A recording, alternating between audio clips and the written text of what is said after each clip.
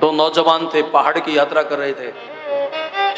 एक मां को दुखी देखा, नौजवान के हृदय में दया का संचार हुआ और अपना महंगा कंबल उसको उड़ा दिया और दूसरा उसको गाली देने लगा कि अभी तो दाता बन रहे हो, आगे जब बर्फ में जाओगे ना तुम्हें पता चलेगा कि कितना भोगना पड़ेगा।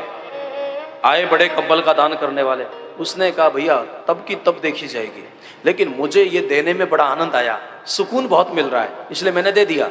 देखो बेचारी माँ थी, ठिठुर रही थी, मर जाती, मुझे बड़ा अच्छा, मुझे बड़ी शांति मिली है। और फिर दोनों ऊंचाई पर चढ़ने लगे। 10 मील ऊंचाई पर चढ़ने के बाद, अब उसके पास कोई वजन नहीं था, वो तो आराम से चढ़ रहा था। दूसरे व्यक्ति के पास में भारी कंबल होने के कारण उसको चढ़ने में भी दिक्कत हो रही थी। लेकिन जैसे उस ऊंचाई पे पास पहुंचने लगे कि वहां कुछ लुटेरे मिल गए और लुटेरों ने उसका भी कंबल लूट लिया, छीन लिया। कहने का मतलब है कंबल तो दोनों के गए, लेकिन एक का कंबल आनंद देके गया और एक का कंबल दुख देके गया। यहां मालिक तो कोई नहीं है। किसी की संपत्ति किसी को आनंद देके जाती है और किसी की संपत्ति, जो कुछ लोग होते हैं ना, कंजूस की संपत्ति साधु नहीं खाता, शैतान खाता है। वो ऐसा कुछ यंत्र, परमात्मा की जो व्यवस्था है ना, यहां कोई ना कोई, इसलिए कहा जाता है कि धन की 3 गति होती है।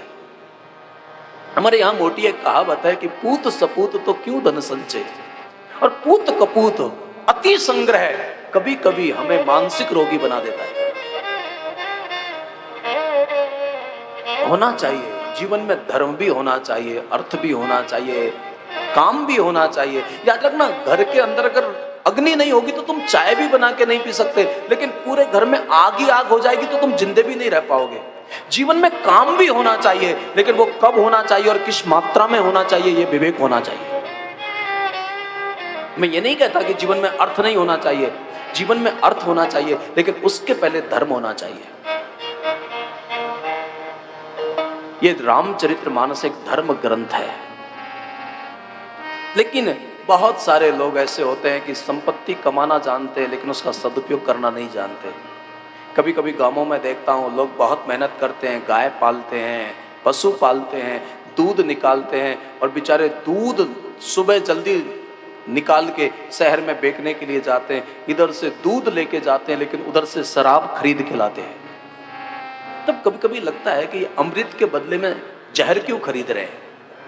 याद रखना, इसलिए समाज को सुखी करने का सबसे बड़ी बात है उसको वैचारिक, किसी को भीख देकर हम महापुरुष नहीं बना सकते, उसको विचार देकर हम महापुरुष बना सकते हैं। समाज को विचार की जरूरत है, समाज को भीख की जरूरत नहीं है। आज भारत को सबसे ज्यादा अगर जरूरत है तो अच्छे विचारों की जरूरत है। कथा से व्यक्ति नहीं बदलता, उसके विचार बदलते हैं। विचार से उसका संस्कार बदलता है, फिर उसका स्वभाव बदलता है। और सुखी होने के लिए सबसे महत्वपूर्ण चीज है उसका स्वभाव होना चाहिए।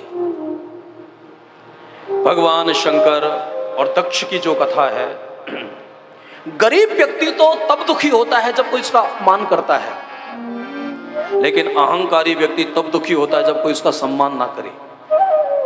ये जो अहंकार है ना, जब तक अहंकार होगा तब तक परमात्मा के तत्व की अनुभूति नहीं कर पाओगे। इसलिए तो साधु अपना नाम तक बदल देते हैं, अपना गोत्र भी बदल देते हैं, अपना कुल खानदान बदल देते हैं। साधुओं को यह अहंकार नहीं होता है कि हम उच्च कुल के हैं, कि हम इतने पढ़े लिखे हैं। साधु सब कुछ एक बार तो मिट्टी में मिला देता है।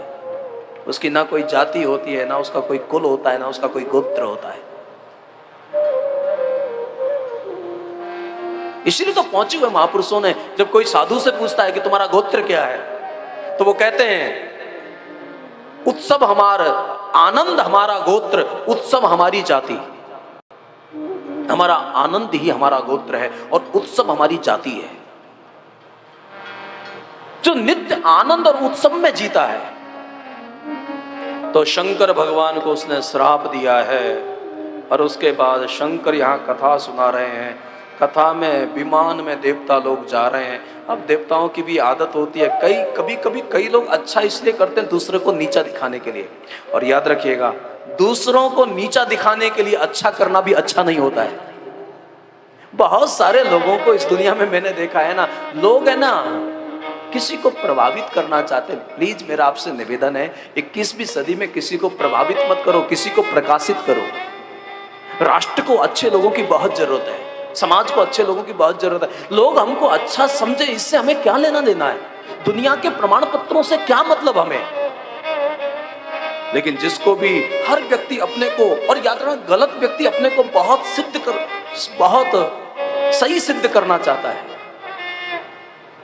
जो वास्तविक सम्मान के योग होते हैं वो सम्मान नहीं चाहते, लेकिन जो सम्मान के लायक नहीं होते हैं वो सम्मान बहुत चाहते हैं।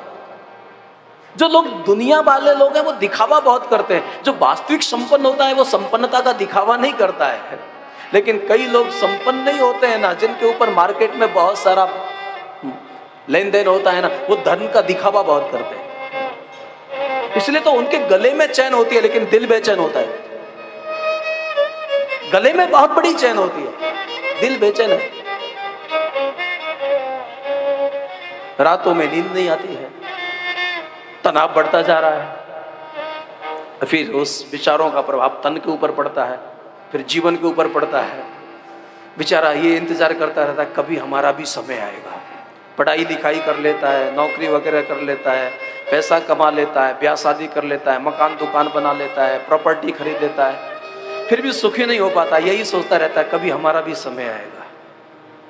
फिर वो चिंता करते करते और बहुत कुछ करता है, बच्चों की शादी कर देता है, सब कुछ करता है, लेकिन सुखी नहीं हो पाता। यही सोचता रहता है कभी भगवान की कृपा से हमारा भी समय आएगा। और एक दिन क्या होता है कि अकस्मात में कोई ज़्यादा टेंशन करता है, बीपी लो हो जाता है, या फिर कई बीमारियां आ जाती है, उसको हॉस्पिटल ले जाया जाता है। और हॉस्पिटल पहुंचने के बाद में जब डॉक्टर उसके असाध्य रोगों को देखकर आपस में बातें करते हैं और वो सुनता रहता है, डॉक्टर बोलते रहते हैं अब इसका समय आ गया है,